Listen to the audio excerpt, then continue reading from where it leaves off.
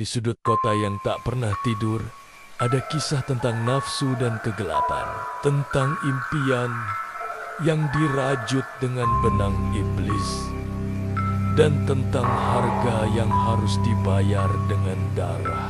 Ini adalah kisah Rahmat, seorang pria yang mengira dia bisa menipu takdir, namun justru terjebak dalam lingkaran setan yang tak berujung.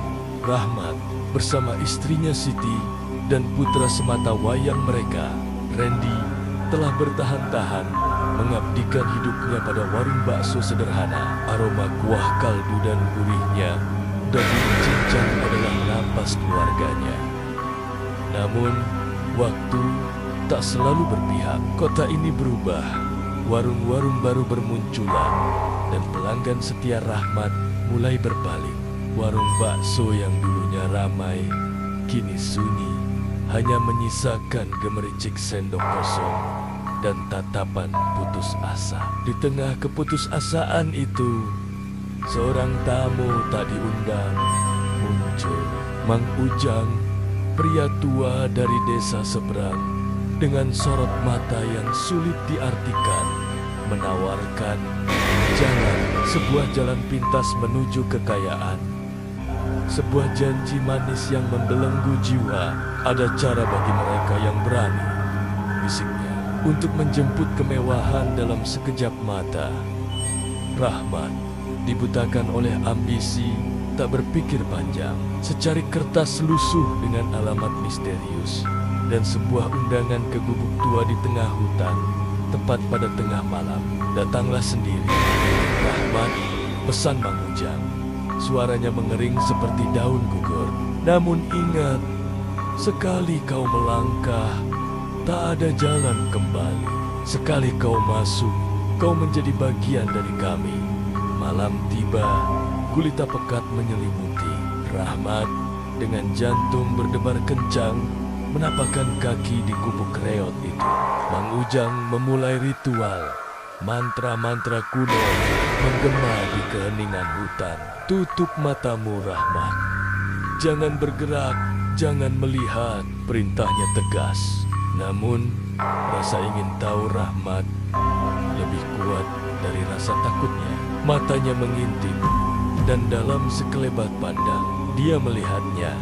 Sesosok bayangan putih pucat, berambut panjang terurai, dengan mata kosong yang menghujam jiwa. Makhluk itu tersenyum, senyum yang dingin, mematikan. Setelah kengerian itu, sebuah cawan berisi cairan pekat disodorkan. Rahmat meminumnya, menelan takdirnya sendiri. Sekarang kau bagian dari kami, Rahmat, ucap Mang Ujang. Seringai licik terpancar di wajahnya. Kekayaan akan kau genggam, namun ada harga yang harus kau bayar. Rahmat pulang dengan tangan berdarah, bukan dari luka fisik, melainkan dari perjanjian yang mengoyak jiwanya. Keesokan paginya, keajaiban terjadi. Warung bakso Rahmat mendadak ramai tak kepalang. Antrean panjang mengular. Meja-meja penuh. Aroma bakso memenuhi udara. Namun kini, ada sesuatu yang berbeda. Senyum Rahmat yang dulunya tulus, kini berubah menjadi seringai kosong. Siti, istrinya, merasakan keanehan itu. Dia melihat pelanggan-pelanggan seperti terhipnotis.